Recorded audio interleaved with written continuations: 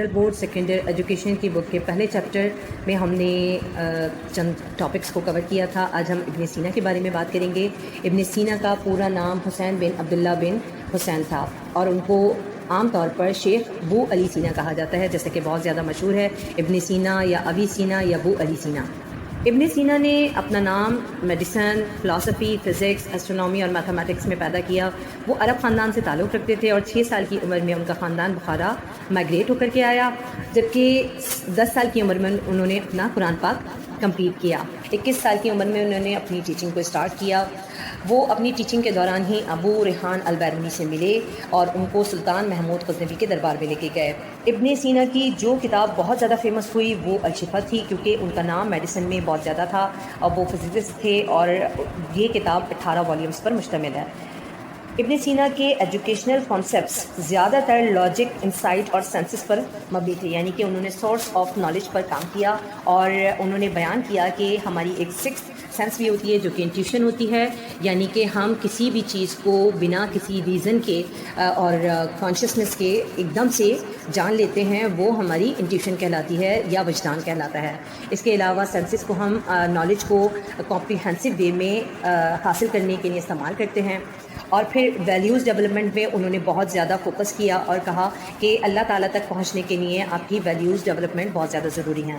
پھر اللہ تعالیٰ کی جو ول ہے وہاں تک پہنچنے کے لیے پریکٹسز بہت ضروری ہیں، یعنی ایک پریکٹسنگ مسلم ہونا انسان کو بہت ضروری ہوتا ہے تاکہ عبادات کے ذریعے اللہ تعالیٰ تک پہنچا جا سکے. اسلامک پریئرز، عبادت اور اللہ تعالیٰ نے اور جتنی عبادتوں کا حکم دیا ہے ان تمام آرڈرز پر عمل کرنا اور عبادت کرنا اللہ تعالیٰ تک پہنچنے کا ایک راستہ بن جاتا ہے. جہاں تک ایجوکیشن کے آبجیکٹیوز کی بات ہے تو ان کے نزدیک انسان کی ورڈز اور ان کی ڈیڈز میں کوئی کانٹرڈکشن نہیں ہونا چاہیے.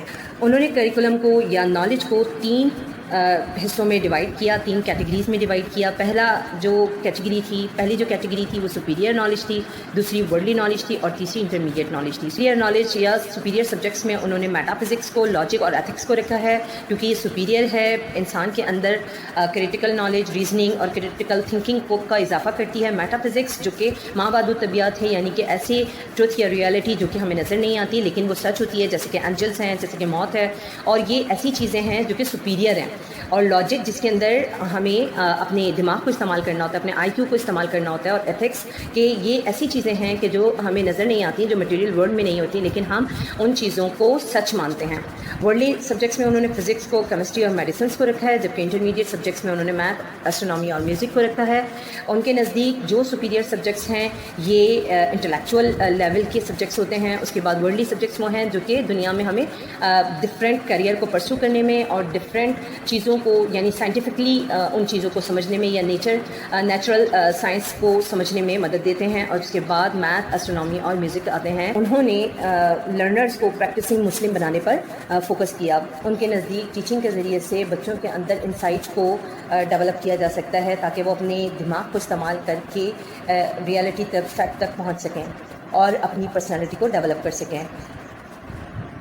ان کے نزدیک اسٹوڈنٹ کو یا لرنر کو نالج کو حاصل کرنے میں بہت زیادہ کریزی ہونا چاہیے، یعنی کہ تعلیم یا نالج کا حاصل کرنا کوئی عام بات نہیں ہے، بلکہ یہ ایک ایسی چیز ہے جس کے لیے انسان کو بہت زیادہ ایموشنل، بہت زیادہ فوکس اور کریزی ہونا چاہیے.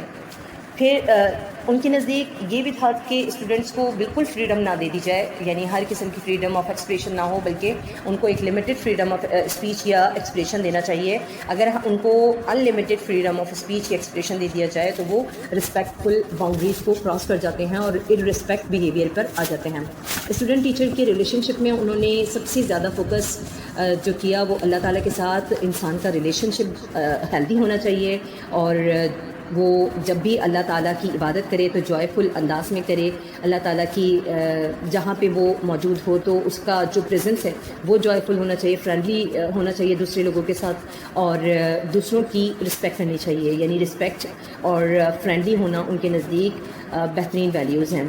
پھر انہوں نے اس پہ بھی فوکس کیا کہ انسان کو دوسروں کے ساتھ ہیلدی ریلیشن شپ بنانے چاہیے. یہ نہ ہو کہ انسان دوسروں کی غیبت کرے یا دوسروں کی برائیاں کرے جس سے نیگیٹیوٹی پھیلتی ہے. تو انہوں نے ان نیسیسری ڈسکشن اور کوشچنس کو بھی اوائڈ کرنے کا کہا.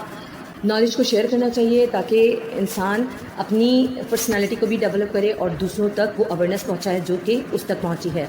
کسی بھی نالج کو کسی بھی لحاظ سے اپنے تک محدود نہیں رکھنا چاہیے بلکہ دوسرے تک پہنچاتے رہنا چاہیے. تو آج ہمارا ابن سینا کا ٹاپک کور ہوا.